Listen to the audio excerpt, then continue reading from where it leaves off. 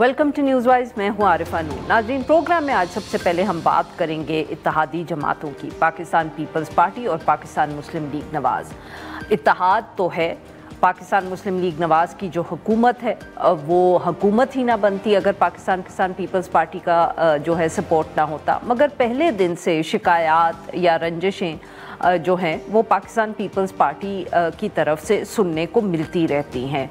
कभी पंजाब में कुछ वादे होते हैं तो वो शिकायत करते हैं कि वो पूरे नहीं किए गए।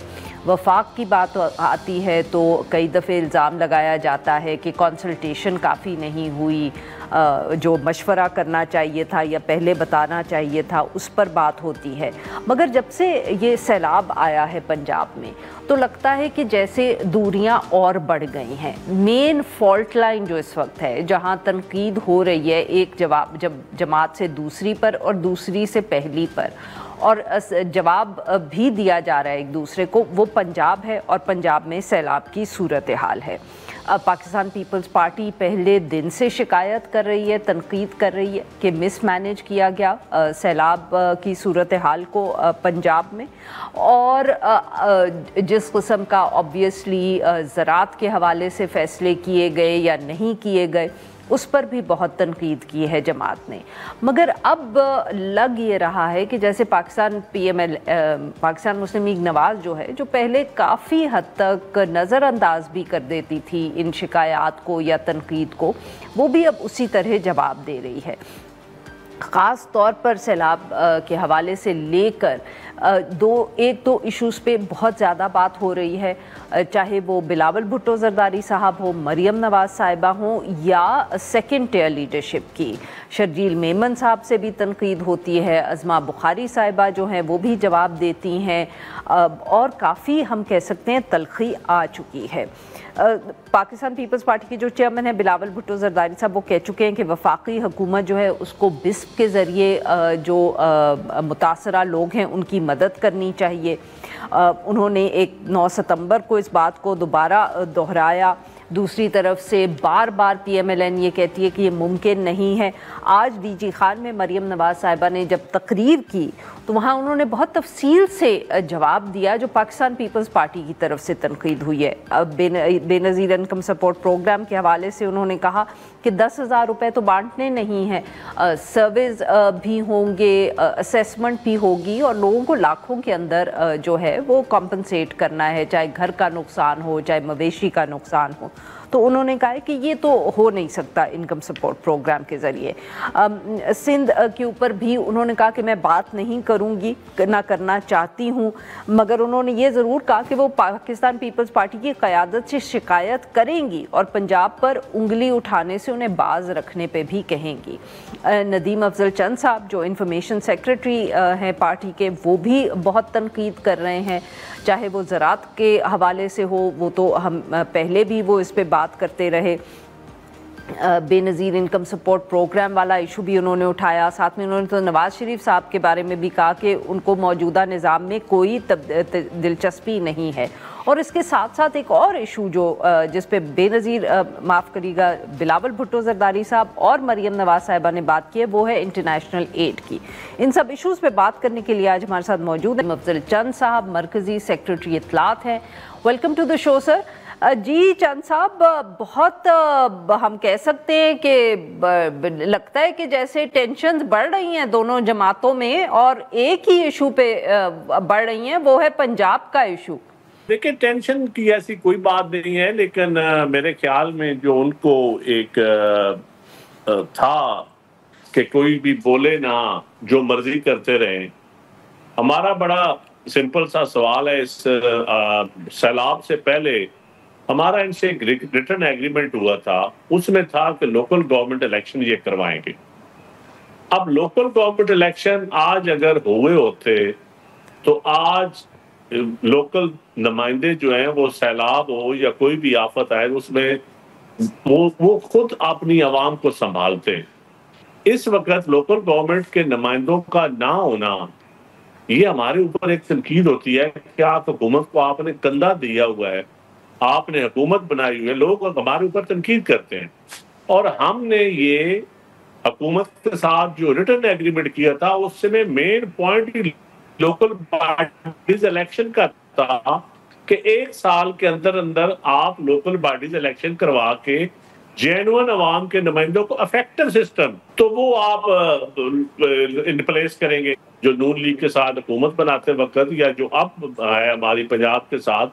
تو اس میں نمبر یہ پوائنٹ تھا. اب سیلاب آ گیا تو سیلاب میں ہم پہلے دن سے ہم نے تعریف کی ہے لیکن ان کو عادت نہیں ہے تھوڑی سی بھی تنقید سننے کی, اور ہم نے کہا کہ آپ جہاں کاشتکار کو آپ نے گلا دبایا تو آپ نے کاشتکار کا گلا دبایا ہوا ہے آپ نے گندم کے معاملے میں, تو آپ مہربانی کر کے پہلے آپ نے گندم کی قیمت نہیں دی اور پھر آپ کہتے ہیں کہ ڈی ریگولیٹ کریں, تو ہم اپنی گندم کے پی کے یا دوسرے صوبوں کو بھی نہیں دے سکتے, اور پنجاب کو کے پی کے لوگ اس وقت آٹا شارٹیج ہے اور وہ گالی پنجاب کو دے رہے ہیں, اور ہم تو چاہتے ہیں کہ ہمارے کسی صوبے کو دوسرا صوبہ گالی نہ دے. بہت مرتبہ کر چکے ہیں چند صاحب, معاف کریے گا, یہ جو گندم والی بات ہے یا جو کاشتکار کی بات ہے یہ آپ بہت دفعے کر چکے ہیں سر, بٹ کئی دفعے لگتا ہے کہ صرف آپ ہی یہ بات کر رہے ہیں, نہ بلاول بھٹو زرداری صاحب کو خاص اس بات ایشو کو ہائی لائٹ کرتے ہیں نہ پارٹی کی اور لیڈرشپ. تو کہیں یہ تو نہیں ہے کہ یہ آپ کی شکایت ہے بٹ پارٹی کا یہ سٹینڈ نہ ہو؟ بلاول صاحب کی پریس کانفرنس آپ نے سنی ہوگی, اس میں بڑا واضح انہوں نے کہا ہے کہ آپ اپنے کسان کو گندم کی قیمت دیں اور کسان بجائے امپورٹ کرنے کے. تو یہ ہماری پارٹی پالیسی ہے, کوئی صرف میری پالیسی نہیں ہے, میں وہ بات کرتا ہوں جو پارٹی پالیسی ہوگی. اور دوسرا مین اب بین الصوبائی نقل و حمل پہ آپ نے پابندی لگائی, آپ کہتے تھے آئی ایم ایف کی وجہ سے ہم کسان کو سپورٹ پرائس نہیں دے سکتے, تو آئی ایم ایف نے یہ کہا کہ آپ دوسرے صوبے میں یا دوسرے ضلع میں بھی گندم نہ جانے دیں, تو آپ ڈی ریگولیٹ کریں نا. آپ کسان کو جس طرح کھاد کی قیمتیں آپ نے ڈی ریگولیٹ کی ہوئی ہیں, چینی کی قیمتیں ڈی ریگولیٹ کی ہوئی ہیں, تو کسان کی گندم مین کراپ ہے تو آپ گندم کی قیمتیں بھی ڈی ریگولیٹ کرنے دیں, جو مارکیٹ کے مطابق کمپٹیشن میں جو جس کو قیمت ملے, اور دوسرے صوبوں میں لوگوں کو بیچنے دیں گندم. تو آپ شارٹیج خود پیدا کر رہے ہیں, خود ہی گندم خریدتے نہیں ہیں, خود ہی گندم کاشت کرنے میں بھی ڈسکریج کر رہے ہیں کسان کو, اور اب آپ نے پابندی لگا دی ہے. یہ ہمارا مین پوائنٹ ہے, اور میرا خیال ہے چیف منسٹر صاحبہ ہم بڑا احترام کرتے ہیں, لیکن آج انہوں نے جو اپنی تقریر کی ہے سپوکس پرسن کو سمجھائیں, تو ان کے سپوکس پرسن جو ہمیں الیکشن کے کبھی تانے دیتے ہیں کبھی کوئی اور تانے دیتے ہیں, ہم یہی کہتے ہیں کہ الیکشن کی بات کرنی ہے تو پھر ہمارے ساتھ بیٹھ کے الیکشن کا بات بھی کر لیتے ہیں, لیکن اس میں پھر آپ کہیں گے کہ یہ تانے دیتے ہیں. اس لیے ہم نے تو کبھی ایسی تہذیب سے گری ہوئی بات بھی نہیں کی, کبھی بڑے تہذیب کے دائرے میں رہ کے کرتے ہیں, لیکن عوام کے جو بنیادی ایشوز ہیں اس پہ تو ہم جب آپ ان کیمرہ ہم سے بات نہیں کریں گے, ہماری پالیسیز کو اون نہیں کریں گے, تو ہم میڈیا کے اوپر تو پھر بات کریں گے.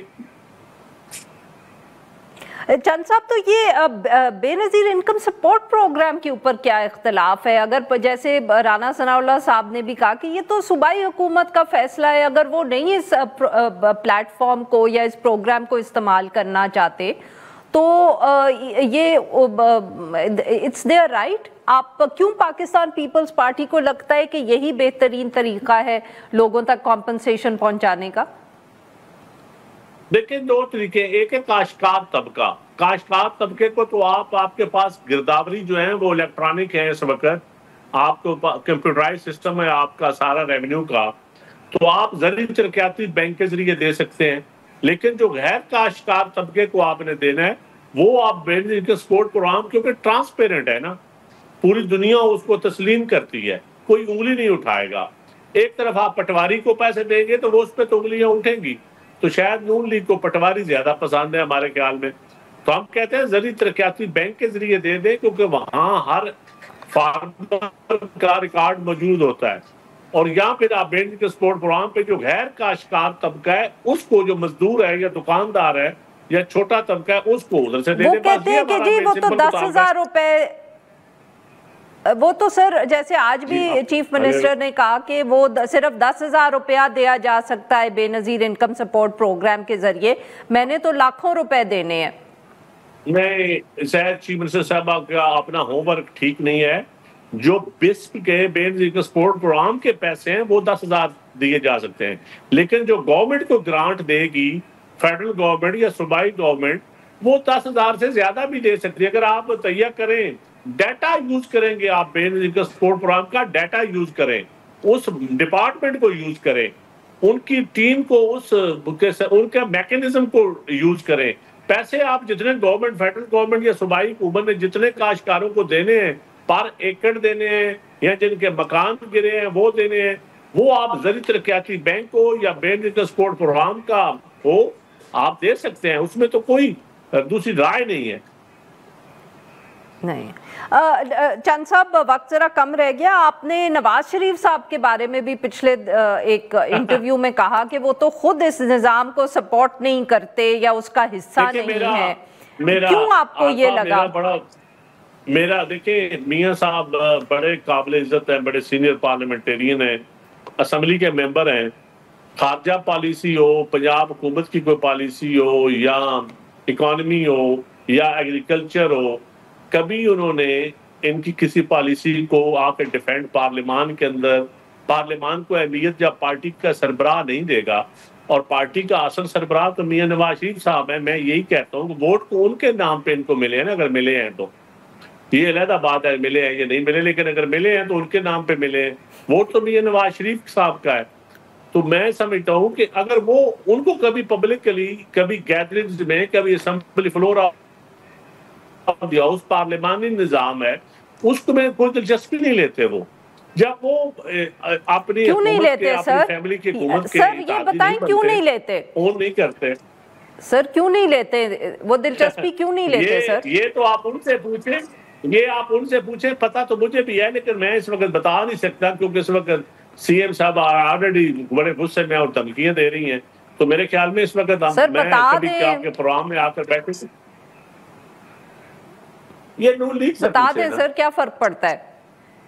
نہیں، نون لیگ سے سر آپ بھی تو بتا دیں نا، ان سے بھی پوچھ لیں گے، آپ بتا دیں تو پھر اس کے بعد میں ان سے بھی سوال پوچھ لوں گی۔ مجھے تو لگتا ہے کہ میاں نواز شریف صاحب اون ہی نہیں کرتے، ان کی پالیسیز کو اون نہیں کرتے، اون کرتے ہوتے تو ڈیفینڈ کرتے، کبھی انہوں نے ڈیفینڈ کی ہے ان کی کسی پالیسی؟ انڈیا پاکستان کی جنگ ہوئی ہے، انہوں نے اس پہ رائے نہیں دی، کیوں نہیں دی رائے؟ بہت بہت شکریہ چند صاحب، آپ نے ہمارے لیے وقت نکالا۔ ناظرین، لیتے ہیں ایک چھوٹی سی بریک، اور جب ہم بریک سے واپس آئیں گے تو ہم بات کریں گے جو سندھ ہائی کورٹ میں جسٹس جہانگیری کے حوالے سے کیس چل رہا ہے۔ ویلکم بیک ناظرین، پروگرام کے اس حصے میں ہم ذکر کریں گے سندھ ہائی کورٹ کا، جہاں ایک بہت اہم مقدمہ جو تھا آج اس کی پروسیڈنگز ہوئی، اور یہ مقدمہ جو تھا یہ جسٹس طارق جہانگیری کی ڈگری کے حوالے سے تھا۔ سب سے پہلے تو جسٹس طارق جہانگیری آج خود وہاں پیش ہوئے، اور انہوں نے یہ درخواست کی کہ وہ بھی اس کیس میں فریق بننا چاہتے ہیں۔ انہوں نے کہا کہ ان کو کبھی بھی کراچی یونیورسٹی کی طرف سے کوئی نوٹس جاری نہیں کیا گیا۔ At one point during the proceedings وہ کافی جذباتی بھی ہم کہہ سکتے ہیں ہو گئے، اور انہوں نے کہا کہ میں اللہ اور اس کے نبی کی قسم کھا کے کہتا ہوں کہ میں نے حلف کی پاسداری کی ہے، میری ڈگری اصلی ہے اور میں نے تمام امتحان دیے ہیں۔ اس کے ساتھ ساتھ جو دوسرا ایشو تھا وہ ججز یا بینچ کی ہم کہہ سکتے ہیں کانسٹیٹیوشن پہ تھا، جو ان کے وکیل ہیں بیرسٹر صلاح الدین احمد صاحب، انہوں نے بینچ کی تشکیل پر اعتراض کیا اور کہا کہ 30 ستمبر میں جو یہ مقدمہ تھا 30 ستمبر کو جسٹس یوسف علی سعید کے بینچ میں لگا ہوا تھا، اور اب یہ 25 ستمبر کو لگ گیا ہے اور اس کی وجہ نہیں بتائی جا رہی۔ یہ جو سارا معاملہ ہے اس پہ گفتگو کرنے کے لیے آج ہمارے ساتھ موجود ہیں عبدالعزیز جعفری صاحب، ماہر قانون ہیں۔ ویلکم ٹو دا شو سر۔ جی جعفری صاحب، سر بہت اہم ایشو ہے، آبویسلی کافی عرصے کے بعد ہم کہہ سکتے ہیں کہ بریک کے بعد آج پروسیڈنگز ہوئی ہیں، اب ایشو کیا ہے؟ اور جسٹس جہانگیری صاحب کی خاص طور پہ جو درخواست ہے، اگر پہلے اس پہ آپ بات کریں کہ what was the decision that was taken on this bench کا کیا رویہ تھا اس سارے معاملے پہ؟ جی عارفہ صاحب، بہت شکریہ، آپ نے موقع دیا۔ دیکھیں، یہ اول تو یہ کیس جو ہے یہ الگ مختلف بینچ کے سامنے چل رہا تھا، کیونکہ آج کی جو بینچ تھی اس میں کے آغا صاحب اور عدنان میمن صاحب تھے، ان میں سے عدنان میمن صاحب نے اپنے آپ کے سامنے سے اس کیس کو ہٹا دیا تھا کیونکہ اس کے اندر فاروق نائک صاحب کا بطور وائس چیئرمین بار کاؤنسل رول تھا، اور عدنان میمن صاحب جو ہیں وہ فاروق نائک صاحب کے جونیئر ہوا کرتے تھے پریکٹس میں ایلیویشن سے پہلے۔ اب یہ جی کیس کیونکہ پھر کانسٹیٹیوشنل بینچ 2 کے سامنے چل رہا تھا اور تواتر سے چل رہا تھا، اور الگ الگ ججز نے الگ الگ وقتوں پہ اور وجوہات کی بنیاد پہ اس کیس کو اجرن کیا تھا یا آگے لے کے گئے تھے۔ اب ایک دم سے ایک فریق کی طرف سے ارجنسی فائل کی جاتی ہے انبنونس ٹو اس، اس کیس کی اگلی ڈیٹ تھی 30 ستمبر۔ ایک ارجنسی فائل کی جاتی ہے سندھ ہائر ایجوکیشن کمیشن کی طرف سے، جو کہ ایک کمپلیٹلی پروفارما پارٹی ہے جس کا کوئی اس کیس سے براہ راست تعلق نہیں ہے، جو کہ اپنے کیس کے اندر جواب جو ڈالے ہیں ان جوابوں میں انہوں نے کہا ہوا ہے کہ ہمارا اس سے کوئی لینا دینا نہیں ہے، آپ جو کرنا چاہیں کریں۔ لیکن ایک دم سے سندھ ہائر ایجوکیشن کمیشن کے کو خیال آتا ہے کہ ہمارا تو کام رکا ہوا ہے ان کیسز سے۔ ان کیسز نے حکم امتناعی اس بات پہ جاری کیا تھا پور صاحب نے، جب ان کے سامنے یہ کیس پہلی تاریخ پہ لگے تھے، کہ طارق جہانگیر صاحب کے خلاف جو انفیئر مینس کمیٹی کا فیصلہ ہے جو کہ ان کو بغیر سنے دیا گیا ہے اور جو کہ خلاف صحیح عام زاویے کے دیا گیا ہے، اس کو معطل کر دیا تھا، جس فیصلے کے بیسس پہ ان کی ڈگری کو مشکوک نہیں کہا جا سکتا تھا۔ لہٰذا یہ حکم امتناعی کی وجہ سے آپ کہہ سکتے ہیں کہ طارق صاحب کے خلاف جو مزید کارروائیاں ان کے جج ہونے کے خلاف کی جا سکتی ہیں وہ رکی بھی تھی۔ تو اس کیس کے اندر ایک ارجنسی اپلیکیشن آتی ہے، اس ارجنسی کو انٹرٹین کیا جاتا ہے، اس ارجنسی کو پرمیشن میں انٹرٹین کر کے اس کے اندر جو یہ کانسٹیٹیوشنل بینچ 1 کے سامنے نہیں لگ سکتا تھا، اس خامی کو پر کر دیا جاتا ہے، یہ کہتے ہوئے کہ اب تو فاروق نائک صاحب وائس چیئرمین بار کاؤنسل نہیں ہے تو اب اس کو یہیں لگایا جائے، اور لگا بھی دیا جاتا ہے 25 تاریخ کو، اور یہ کہا جاتا ہے سب کو نوٹس ہو جائے، اور نوٹس کسی کو بھی نہیں ہوتا کیونکہ نوٹس کا ٹائم نہیں ہوتا۔ تو آج جب کیس لگا تو صلاح الدین احمد صاحب نے، جو کہ ایک وکیل پٹیشنر کی طرف سے وکیل ہیں، انہوں نے اس بات کو ہائی لائٹ صحیح کیا۔ یہ آبجیکشن جو ہے تمام پٹیشنرز اس بات پر متفق تھے کہ یہ جس طرح اس بینچ کے سامنے لگائے وہ جو عدل کا بنیادی اصول ہوتا ہے کہ عدل صرف نہ ہو بلکہ ہوتے ہوئے نظر بھی آئے، یہ اس کے منافی ہے، کیونکہ ایسا لگ رہا ہے کہ جیسے بینچ نے کچھ زیادہ جلدی میں اور اسی مخصوص بینچ کے سامنے کیس لگانے کے جو حربے اپنائے گئے ہیں حکومت کی طرف سے وہ مناسب نہیں ہے۔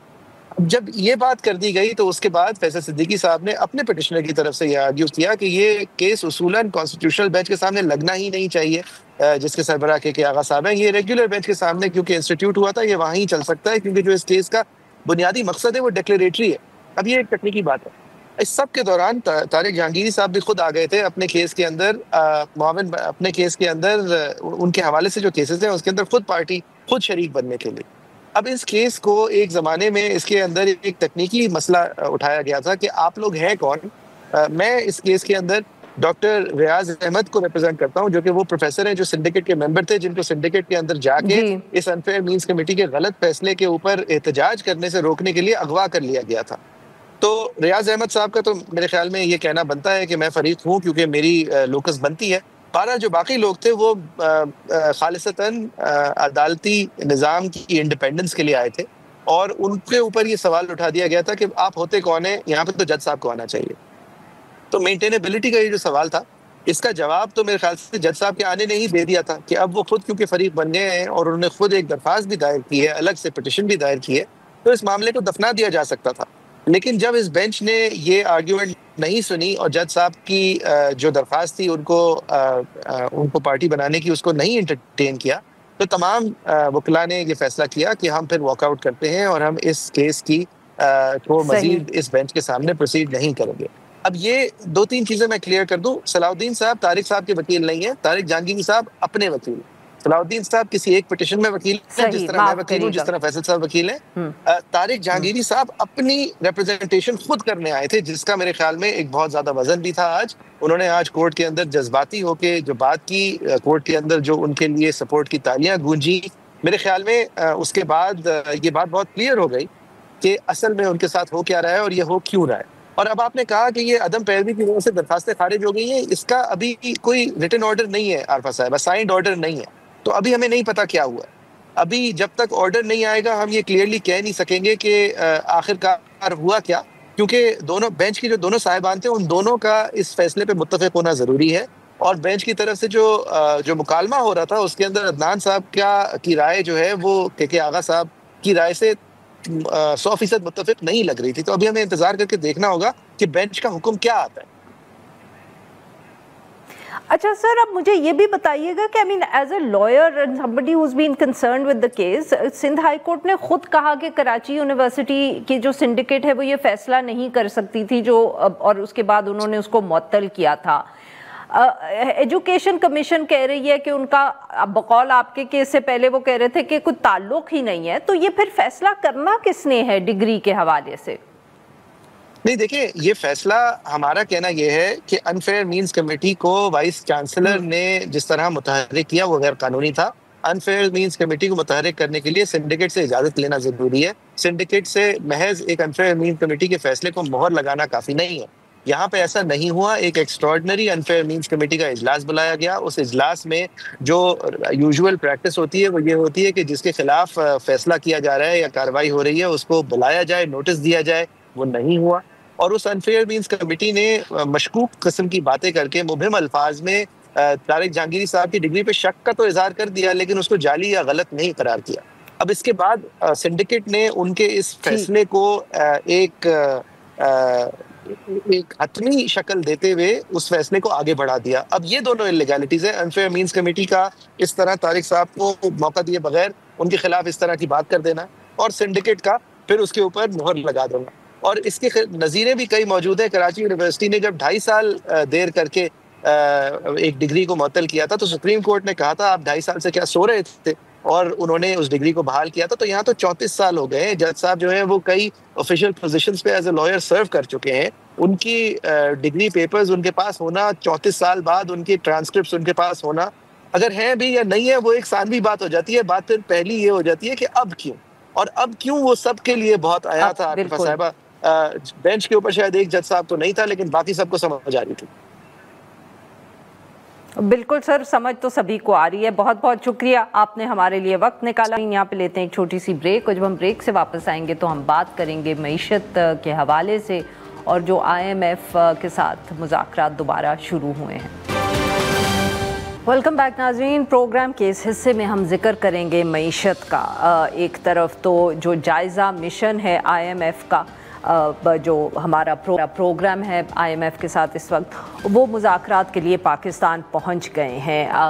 ان کا یہ جو جائزہ مشن ہے اس کے مکمل ہونے کے بعد ہی جو اگلی ٹرانچ ہے یعنی کہ اگلی قسط ہے وہ جاری ہوگی. ویسے تو کسی کا کوئی خیال نہیں ہے کہ اس وقت کوئی خاص یہاں مسئلہ ہو سکتا ہے یا کوئی بہت بڑا چیلنج ہو سکتا ہے پاکستانی حکومت کے لیے, مگر پھر بھی سیلاب کی وجہ سے بات تو ہو ہی رہی ہے معیشت کی. وزیر اعظم صاحب بھی جو آج کل ملاقاتیں کر رہے ہیں, انہوں نے بھی جو IMF اور ورلڈ بینک کی ٹیمز کے ساتھ ملاقات کی ہے, وہاں انہوں نے بھی ذکر کیا ہے ان سب ایشوز کا.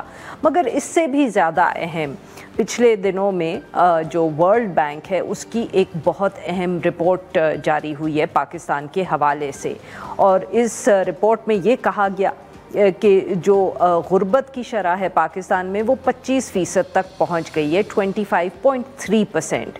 یہ 2023 سے 2024 کے سال کے حوالے سے بات کی ہے. مگر اس کے ساتھ ساتھ جو زیادہ اہم بات ہے وہ اس رپورٹ میں انہوں نے یہ کہا ہے کہ جو پاکستان کا معاشی ترقی کا ماڈل ہے وہ ناکام ہو چکا ہے. پاکستان کا موجودہ معاشی ترقی کا ماڈل غربت میں کمی کرنے میں معاون نہیں ہے, جس کے باعث آمدن میں اضافہ رک گیا ہے, جبکہ غربت 2024 میں 8 سال کی بلند ترین سطح پر پہنچ گئی ہے. اس ایشو پہ بات کرنے کے لیے آج ہمارے ساتھ موجود ہیں خرم حسین صاحب. یہ ساتھی ہیں, معاشی امور پہ بہت گہری نظر رکھتے ہیں, اور اسی ساری رپورٹ پر آج انہوں نے ایک کالم بھی لکھا ہے. ویلکم ٹو دی شو خرم صاحب. جی خرم صاحب, ایک طرف تو میرے خیال میں پاکستان میں جس سے بھی بات کریں, آپ جیسے لوگ جو بہت ان ایشوز کو سمجھتے ہیں, ان سب کا خیال ہے کہ اب IMF پروگرام کے حوالے سے کوئی بہت بڑا چیلنج یا مسئلہ نہیں ہے. پر سر ایٹ دا سیم ٹائم یہ جو رپورٹ ہے یہ تو اٹ میکس فار, جس کو انگریزی میں کہتے ہیں نا, it makes for very scary reading. آپ کس طرح دیکھ رہے ہیں سر اس کو؟ میں بھی اسی طرح دیکھ رہا ہوں Arif. It makes for scary reading definitely. اس رپورٹ کی ایک مین جو فائنڈنگ ہے کہ 2000 سے لے کے 2020 تک جو مرضی ہم سوچیں اس دور کو, لیکن اس میں جب بھی معیشت میں گروتھ آتی تھی، جب بھی معیشت میں رفتار آتی تھی، تو اس کے ساتھ ساتھ جو لوگ غربت کی لکیر کے نیچے رہتے ہیں ان کو اوپر کھینچا جاتا تھا. تو یعنی کہ کچھ حد تک اس رفتار کا جو فائدہ تھا وہ نیچے غریب طبقے تک پہنچتا تھا کچھ حد تک. لیکن 2020 کے بعد یہ بھی پروسیس سارا رک گیا. تو 2020 21 22 میں جو گروتھ آئی ہے اس کا کوئی خاص پاورٹی میں امپیکٹ نہیں نظر آیا.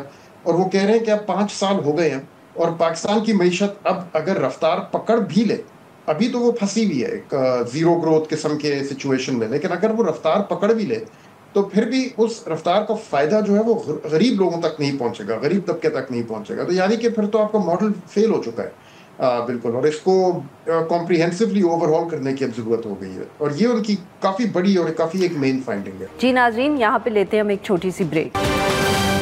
Welcome back. خرم صاحب، واٹ ڈز اٹ مین؟ یہ ذرا لوگوں کو بھی سمجھائیں کہ یہ کون سا گروتھ ماڈل ہے جو فیل ہو گیا ہے. اور آئی نو ہم اس پہ بار بار بات کرتے بھی رہتے ہیں، but we need to keep repeating it کہ کیا کرنے کی ضرورت ہے to get out of this field growth plan. دیکھیں، رپورٹ جو ہے وہ ہمیں یہ بتا رہی ہے کہ جو ماضی میں امپلائمنٹ کریٹ ہوتی تھی، جو روزگار جو پیدا ہوتا تھا غریب طبقے کے لیے، خاص طور پہ جو جابز جو تعداد میں پیدا ہوتی ہیں جن کا فائدہ غریب طبقے کو جاتا ہے خاص طور پہ، وہ زیادہ تر انفارمل سیکٹر سے آئی تھیں. تو یہ کوئی تقریباً 20 سال پاکستان نے اپنے غریب طبقے کا خیال صرف انفارمل سیکٹر کے تھرو رکھا ہے، اور جو فارمل سیکٹر ہے اس میں اتنی زیادہ جاب کریشن نہیں ہوئی، اور اس نے پاورٹی الیویشن یعنی کہ لوگوں کو غربت کی لکیر سے اوپر کھینچنے میں اتنا بڑا رول نہیں ادا کیا. اب وہ کہہ رہے ہیں کہ وہ چیز بھی رک چکی ہے. اچھا، بائی دی وے، ماضی میں وہ کہہ رہے تھے کہ ایگریکلچر میں اور کنسٹرکشن اور کچھ حد تک سروسز میں یہ جو سیکٹرز تھے زیادہ تر جاب کریشن اسی میں ہوتی تھی، اور انہی کے تھرو لوگوں کی پھر انکم کریٹ ہوتی تھی اور ان کو غربت کی لکیر سے اوپر کھینچا جاتا تھا. اب وہ کہہ رہے ہیں وہ بھی ختم ہو گیا ہے بالکل. تو اب جس چیز کی ضرورت ہے وہ ریفارم ہے، کہ یعنی کہ آپ نے اب اس کی پوری وائرنگ چینج کرنی ہے. اور اس میں رپورٹ کے آتھرز کے مطابق وہ کہہ رہے ہیں کہ آپ نے گورننس کو بھی ریفارم کرنا ہے تاکہ وہ گورننس اب پروونشل سے لوکل لیول تک جا سکے، جس کے لیے پھر آپ کو لوکل امپاورڈ لوکل گورنمنٹس اور میونسپل اتھارٹیز کریٹ کرنی ہے، اور ان کے لیے ایک فسکل ماڈل تاکہ ان کے پاس وہ ریسورسز ہوں تاکہ وہ اپنا کام کر بھی سکیں. اور اس کے ساتھ ساتھ انہوں نے پھر یہ بھی کہا ہے کہ پرائیویٹ سیکٹر جو ہے، یہاں پہ تو ورلڈ بینک اپنی پرانی ہدایت پہ چل رہا ہے کہ private sector must lead the way, لیکن اس میں بھی جو سیکٹرز جو بہت ڈیپینڈنٹ ہیں سبسڈیز پہ، مثال کے طور گورنمنٹ کی سبسڈیز پہ چلنے کے لیے یا گورنمنٹ کی پروٹیکٹڈ پرائسنگ پہ چلنے کے لیے، ان سے اب نجات فرمائیں، اور وہ سیکٹرز ان کو انکریج کیا جائے جو گورنمنٹ سبسڈیز کے بغیر آپریٹ کر سکتے ہیں. لیکن موجودہ سسٹم اسی کو آگے چلانا اور اسی کے اوپر مزید ایکسیلریٹر دبانا، وہ کہہ رہے ہیں اس سے کوئی فائدہ نہیں ہوگا سوائے چند ایلیٹ حضرات کا صرف. خرم صاحب، ویری کوئکلی، بٹ دیکھیں نا، یہی تو تنقید ہوتی ہے جو شاید فارمل سیکٹر یا کارپوریٹ سیکٹر ہے وہ کہتے ہیں ہمارے اوپر تو آپ نے ٹیکسز اتنے ڈال دیے کہ ہم کچھ کر ہی نہیں سکتے، نہ گرو کر سکتے ہیں، نہ کوئی دلچسپی ہے. ہاں بالکل، اور آئی تھنک گورنمنٹ کا نارملی اس میں یہی رسپانس ہوتا ہے کہ آپ لوگوں کی جاب کریشن وہ اس لیول کی نہیں ہے جو آپ لوگ ہمیں بتاتے ہیں. اور اس رپورٹ میں بھی کافی حد تک وہ چیز ظاہر ہو رہی ہے عارفہ کہ یہ جو فارمل سیکٹر ہے لازم ان کے اوپر ٹیکس کا بوجھ جو ہے بہت بھاری ہوا ہے اس وقت، لیکن ایک کوئی خاص کسی قسم کا پبلک انٹرسٹ نظر نہیں آتا ان کے بوجھ کو آسان کرنے میں، کیونکہ امپلائمنٹ کریشن اس تعداد میں نہیں ہے جس میں یہ لوگ کہتے ہیں، اینڈ سرٹنلی ناٹ اس تعداد میں کہ پاورٹی الیویشن پہ، یعنی کہ جو لوگ غربت کی لکیر کے نیچے رہ رہے ہیں کروڑوں کے حساب سے، ان کو کوئی فائدہ پہنچ سکے. تو ایز اے ریزلٹ یہ لوگ اپنی تنقید تو کرتے ہیں لیکن وہ بس تنقید ہی رہ جاتی ہے اور کوئی ان کو سننے کے لیے تیار نہیں ہے. بہت بہت شکریہ صاحب، آپ نے ہمارے لیے وقت نکالا. ناظرین، آج کے لیے بس اتنا ہی. Now we will be back on Monday.